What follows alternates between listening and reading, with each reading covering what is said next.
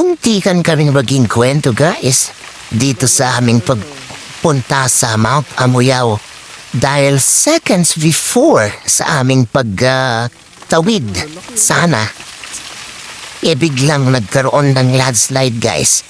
May nauna sa amin na sakyan at sila yung naka-forward, sila yung naka-pass dito sa area na ito na nagkaroon ng landslide.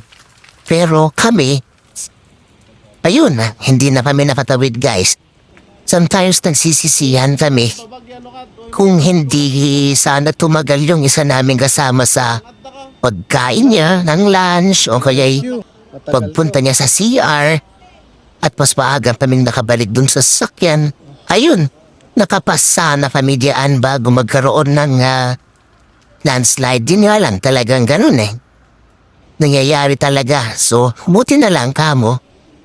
Yan, hindi kami natsyempohan na yung dumadaan kami at biglang gumuho yan. Kung hindi, talagang magiging kwento kami.